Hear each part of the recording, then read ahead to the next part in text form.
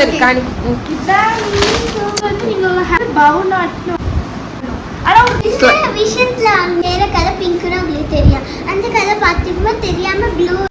Morning friends. இன்னைக்கு morning பிரேக்ஃபாஸ்ட்டுக்கு ஃபுல்காஸ் போட்டுட்ருக்கேங்க.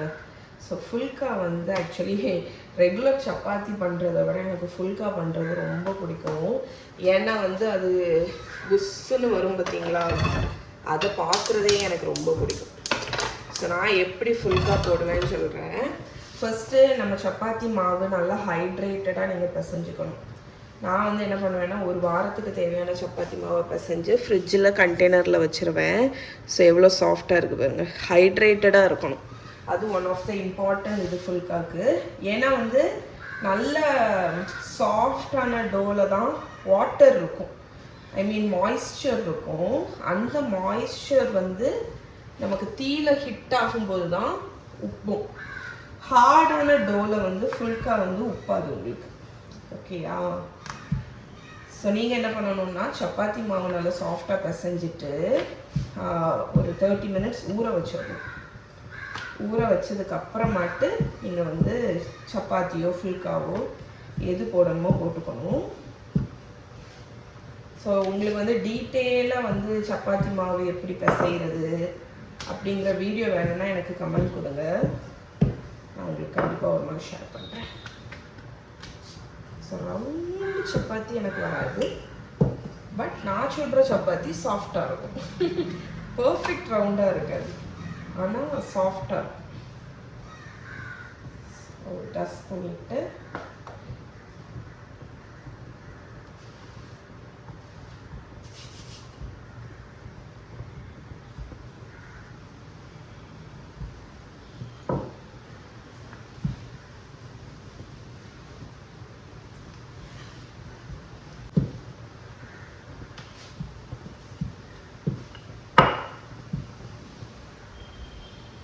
எனக்கு ஆக்சுவலி எது தெரியுமா ஆச்சரியமாக இருக்கும், இந்த நார்த் இந்தியன்ஸ் எல்லாம் சப்பாத்தி திரட்டும் போது நம்ம இப்படி திருப்பி திருப்பி போட்டு திரட்டுறோம் தெரியுமா, அவங்க இப்படி வச்சுட்டே தேய்ப்பாங்க, இந்த சப்பாத்தி ஆட்டோமேட்டிக்காக ரோல் ஆகும்.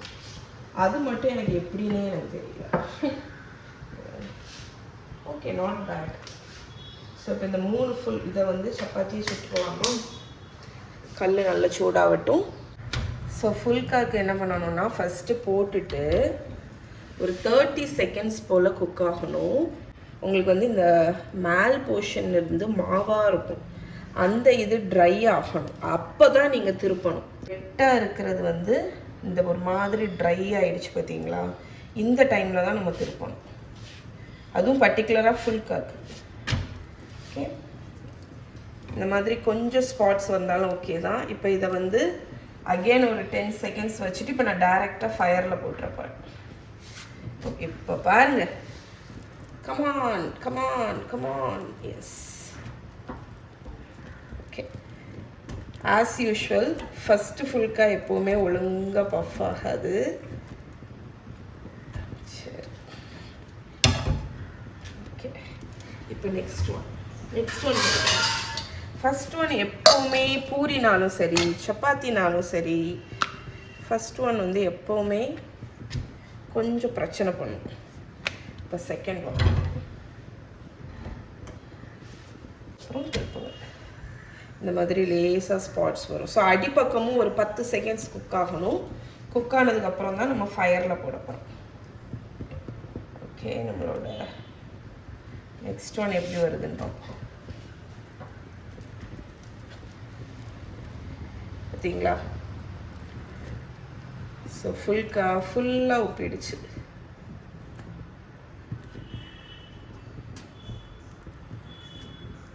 ஸோ 2 பக்கமும் நல்ல தீயில சுட்டுட்டு எடுத்துக்க வேண்டியதான். சாஃப்ட் ஃபுல்கா.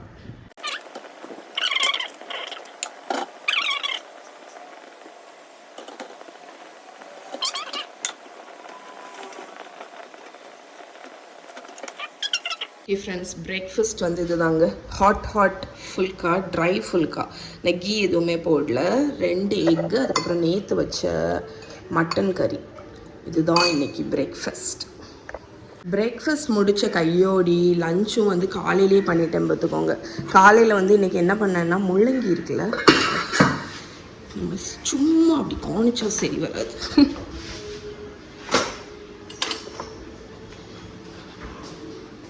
ஓகே, காலையில் போன வாரம் வந்து 2 முள்ளங்கி வாங்கியிருந்தேன். ஆக்சுவலி மூலிங்கி பராட்டா வந்து பண்ணணும் அப்படின்னு, ஆனால் அதை பண்ண டைமே இல்லையா, அதனால் சரி வாடை முன்னாடி ஃப்ரெஷ்ஷாக இருக்கும்போதே முள்ளங்கி சாம்பார் பண்ணிடலாம் அப்படின்னு சொல்லிட்டு முள்ளங்கி சாம்பாரும் வெண்டைக்காய் பொரியலும் வச்சுருக்கேன். கீரை வந்து ஃப்ரெஷ்ஷாக இருக்குது, சோப்பு கீரை. ஸோ லேட்ராட்டு இதை கட் பண்ணி சும்மா ஒரு சிம்பிளாக பொரியலோ இல்லாட்டி துவரனோ வச்சிட போகிறேன். ஸோ லஞ்சும் வந்து கையோடி ரெடி பண்ணியாச்சு. லஞ்சு முடித்த கையோடி என்ன பண்ணேன்னா டிஷ்வாஷரில் பாத்திரங்களையும் லோட் பண்ணிட்டேன். ஆக்சுவலி என்னோடய டிஷ்வாஷர் வந்து நான் வாங்கி ஒரு 8 இயர்ஸ் ஆக போகுதுங்க. 2 தடவை கிட்ட பிரச்சனை பண்ணுச்சு. ஒரு தடவை என்னாச்சுன்னா தண்ணி வந்து ட்ரெயின் ஆகலை. ஸோ அது வந்து ஒரு சின்ன இஷ்யூவாக தான் இருந்துச்சு. தண்ணியோட ட்ரைனிங் கீழே இருக்கக்கூடிய பிளேட்டில் வந்து ஒரு பிரச்சனை இருந்துச்சு. செகண்ட் டைம் பார்த்திங்கன்னா அது இப்போ ரீசண்டாக தான் 7 இயர்ஸ்க்கு அப்புறமா தான் ஹீட்டிங், அதாவது டிஷ்வாஷரில் பார்த்திங்கன்னா பாத்திரம்லாம் சூடு தண்ணியிலையாக்கும் கழுவும். அதுதான் இதோட ஹைலைட்டே. ரெகுலர் தண்ணியில் கழுவாது, ஹாட் வாட்டரில் ஸ்டெர்லைஸ் பண்ணி தரும் பார்த்துக்கோங்க. நீங்கள் வந்து டிஷ்வாஷர் சைக்கிள் முடிஞ்சோன்னே பாத்திரத்தை ஓப்பன் பண்ண முடியாது, டிஷ்வாஷரை ஓப்பன் பண்ண முடியாது, ஏன்னா அவ்வளோ ஸ்டீம் வரும். அதனால அந்த ஹீட் இது வந்து போயிடுச்சு. ஸோ அதையும் நான் வந்து மாற்றினேன் கொஞ்ச நாள் முன்னாடி. இப்போ ஆனால் வந்து பர்ஃபெக்டாக ஒர்க் ஆகுது. 2 days முன்னாடி என்னாச்சுன்னு பார்த்தீங்கன்னா, இந்த டிஷ்வாஷரில் வந்து இந்த டோருக்கு பார்த்தீங்கன்னா ஒரு இந்த ஸ்லோ ஹிஞ்ச் ஒன்று உண்டு. அதாவது இப்படி நிற்கும், இப்படி நீங்கள் திறந்தீங்கன்னா இப்படி நிற்கும், ஆனால் அது வந்து போயிடுச்சு. ஸோ அதனால் அதுக்கு வந்து ஆளை வர சொல்லியிருக்கேன். ஆனால் வந்து நான் இந்த டிஷ்வாஷரை குறையே சொல்ல மாட்டேங்க. பிகாஸ் இது வந்து எனக்கு இந்த டிஷ்வாஷர் ஒர்க் பண்ண மாதிரி வேறு யாருக்குமே பண்ணியிருக்காது. ஒரு நாளைக்கு 3-6 தடவைலாம் கூட லோடு போட்டிருக்கேன். அந்த அளவுக்கு சூப்பராக எனக்கு வந்து கழுவி கொடுத்துருவோம். அதனால் one of the best investment. நீங்கள் கிச்சன் நியூவாக செட் பண்ணுறீங்கன்னாலும் சரி, இல்லாட்டி வந்து வீடு புதுசாக கட்டுறீங்க, கிச்சன் செட் பண்ணுறீங்க, எதுவாக இருந்தாலும் கண்டிப்பாக டிஷ்வாஷர் வாங்கி வச்சுருங்க. ஏன்னா வந்து டிஷ்வாஷர் வேண்டான்னு நீங்கள் நினைப்பீங்க, பட் ஃப்யூச்சரில் உங்களுக்கு தேவைப்படும், அவ்வளோ யூஸ்ஃபுல். ஸோ அதனால் ஹைலி ரெக்கமெண்ட். க்ளீன் பண்ண வேண்டியிருக்கு, அதான் இந்த ஸ்ப்ளாஷஸ் எல்லாம் ஆகும் பார்த்தீங்களா, அதெல்லாம் கொஞ்சம் ட்ரையாக இருக்குது. இன்னும் நான் கிச்சனில் கொஞ்சம் டீப் க்ளீனிங் வந்து கொஞ்ச நாள் ஆச்சு, நான் ஊருக்கு போயிட்டு வந்து பண்ணவே இல்லை. லாஸ்ட் டைம் நான் வந்து மீல் ப்ரெப்பு போட்டிருந்த டைமில் நீங்கள் வந்து எப்படி மீல் ப்ரெப் பண்ணுவீங்கன்னு கேட்டிருந்தீங்க. நான் வந்து மீல் ப்ரெப் பண்ணுறதை தனியாக ஒரு வீடியோ போடுறேன். ஆனால் என்னோடய ஃப்ரீசரில் எப்போவுமே நான் வைக்கக்கூடிய சில ஐட்டங்கள் இருக்குது, அது என்னன்னு சொல்கிறேன். ஃபஸ்ட்டு ஒன்று வந்து புளி பேஸ்ட்டுங்க. ஸோ புளி பேஸ்ட் வந்து நான் பல்காக செஞ்சு ஃப்ரீசரில் ஸ்டோர் பண்ணிடுவேன். நம்ம கொஞ்சம் கொஞ்சமாக புளி எடுத்து கரைக்கணும் அப்படிங்கிறது இல்லை. என்னோடய ஃப்ரீசர் இப்போ கொஞ்சம் ஓவர் ஃப்ளோயிங்காக தான் இருக்குது. ஏன்னா நான் அங்கே சைனாவில் வாங்கிட்டு வந்த இன்க்ரீடியன்ட் எல்லாம் கொஞ்சம் இதில் தான் வச்சேன். அடுத்தது என்னன்னு பார்த்தீங்கன்னா பனானாலையும் நேந்திரன் பழம், நேந்திரன் ஏத்தம்பழம் இருக்குது தெரியுமா, அதை நீங்கள் என்ன பண்ணலாம் அப்படின்னு பார்த்தீங்கன்னா, பழுக்குது அப்படின்னா தோலோடையே நீங்கள் ஃப்ரீசரில் எடுத்து வச்சிடலாம். இந்த மாதிரி தோலை வந்து ஃப்ரீஸ் ஆனதுக்கப்புறம் ரிமூவ் பண்ணுறது கஷ்டம்னே நினைக்காதீங்க. லைட்டாக தண்ணியில் கழுவிட்டு நீங்கள் உரிச்சிங்கனாலே வந்துடும். இது வந்து மற்ற பழத்துக்கெல்லாம் ஒர்க் ஆகுமான்னு கேட்டால் இல்லை, ஆனால் நேந்திரன் பழத்துக்கு சூப்பராக ஒர்க் ஆகும். கேரளா பழம் இருக்குல்ல, கேரளா பனானா, நம்ம பிளான்டைன்ஸ்ன்னு சொல்லுவாங்கள்ல, அது.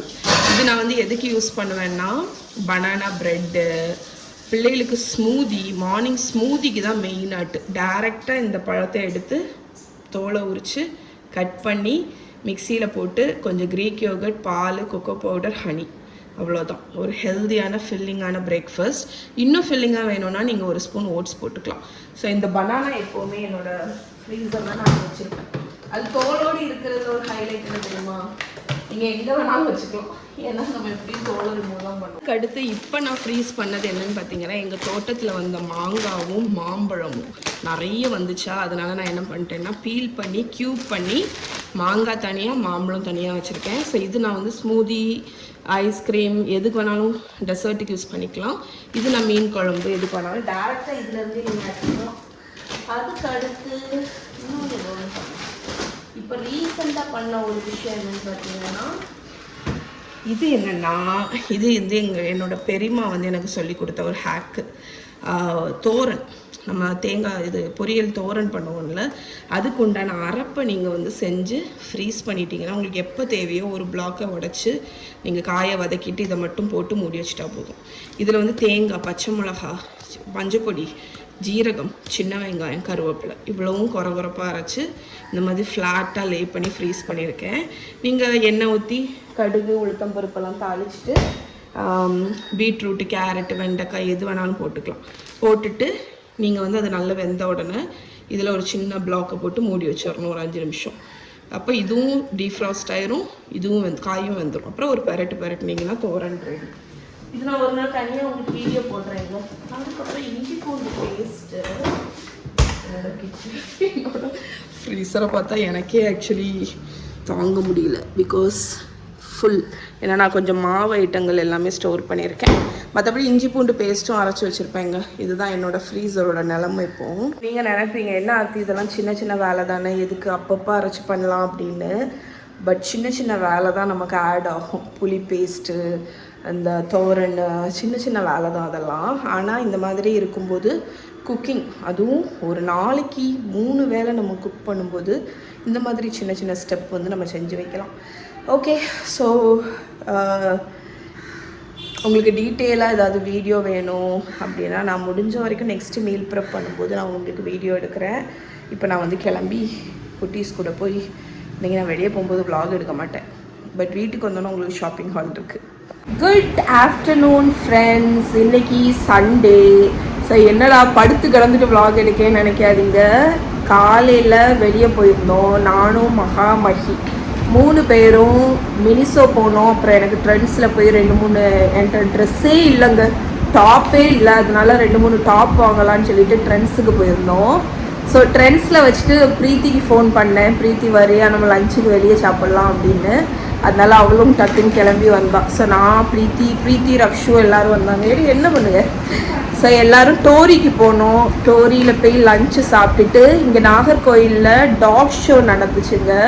ஸோ அதனால டாக் ஷோ பார்க்க போகலான்னு போனோம். பெருசாக நாங்கள் போன டைமில் பெருசாக டாக் எதுவுமே இல்லை, பெருசாக இல்லை. ஸோ அங்கே பார்த்துட்டு இப்போ தான் வீட்டுக்கு வந்தோம்.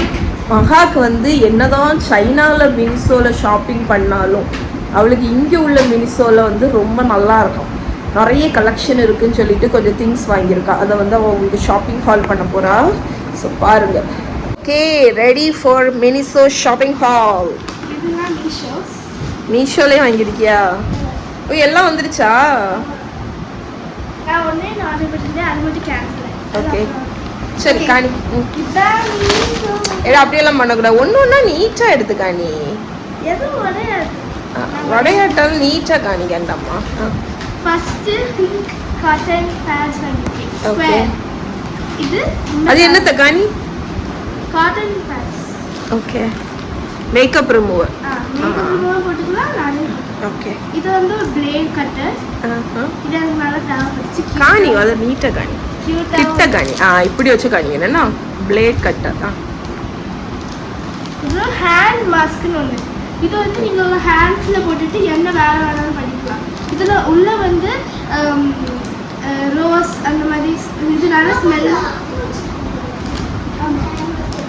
இந்த ஹேண்ட் மாஸ்க் வந்து உங்கள் ஹேண்ட்ஸ் வந்து நல்லா சாஃப்டாக இருக்கும். இது வந்து ரோஸ் மில்க்னு ஒன்று. இது வந்து ரோஸ். அதுக்கப்புறம் இன்னும் இது வந்து சீவீட். ஓகே, இதுவும் ஹேண்ட் மாஸ்க் தான், சீவீட். இது வந்து என்னென்னா ஒரு மஸ்காரா. இது பவுநாட்னு ஒரு பிராண்ட். இது 2 சைடும் ஓப்பன் ஆகும். இது எனக்கு ஸ்கூலுக்கு ஒரு ஒயிட் ஸ்க்ரன்ச்சி தருவேன். அதுக்கப்புறம் இது ஒரு டெக்கரேஷன் டேப்.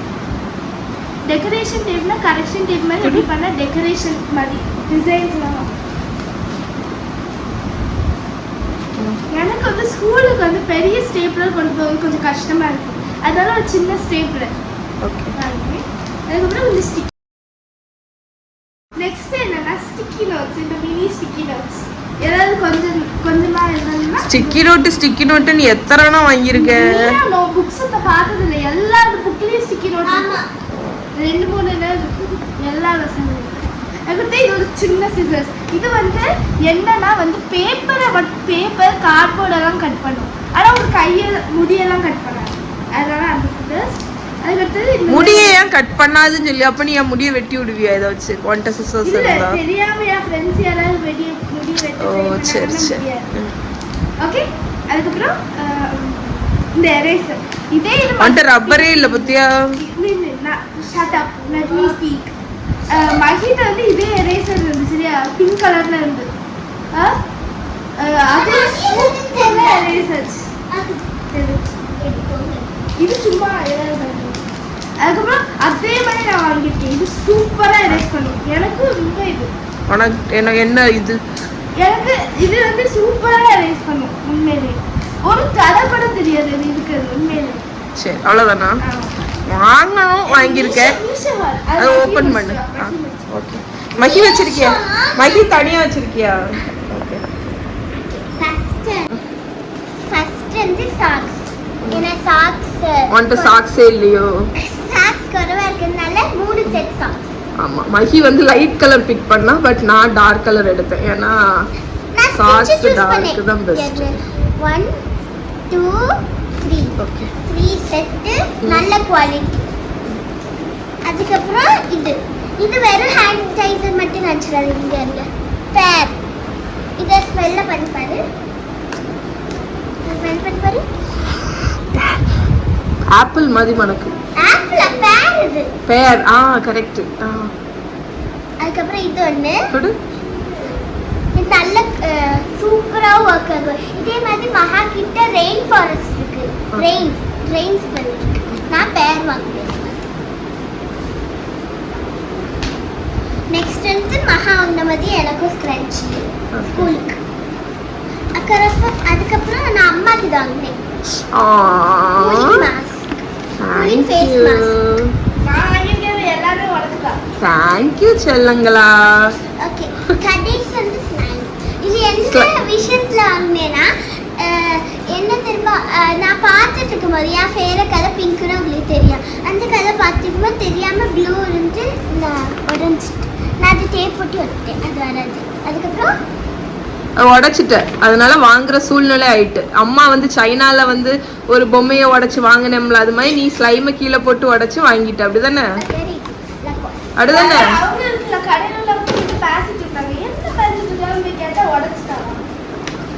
அதனால வாங்கிட்ட. அப்படிதானே? இல்லாட்டி வாங்கியிருக்க மாட்டியோ? இல்ல நான் உங்களுக்கு கேட்டவங்கள பார்த்தேன் நான் வாங்குனேன். ஓகே இதான் லாஸ்ட் ஒன். இது அம்மாவுன்னா அவளோட மேக்கப் பேக் இல்ல இது அம்மாவோட ஹார்ட் டிரைவ். என்கிட்ட ஆக்சுவலி நான் உங்களுக்கு காணிக்கிறேன். ஸோ இதுதான் என்னோட ஒர்க் பேக். உங்களுக்கு தெரியும்ல இந்த ஒர்க் பேக்கில் நான் என்னோட சார்ஜர் இந்த ப்ளக்கு இது நான் ஏன் எப்போவுமே கேரி பண்ணுவேன்னு பார்த்தீங்கன்னா என்னோட இந்த மேக்புக்கோட சார்ஜர் வந்து நான் ஜப்பான்லேயாக்கும் மேக்புக் வாங்கினேன். அதனால எனக்கு சார்ஜர் இந்த மாதிரி ப்ளக் உள்ளது தான் தந்திருக்காங்க. அதனாலே இதை யூஸ் பண்ணணும். என்கிட்ட இன்னொரு ப்ளக்குமே இருக்குது. பட் இதை யூஸ் பண்ணணுன்னா இது வேணும். அதனால நான் எப்போவுமே இதை வச்சுருப்பேன்.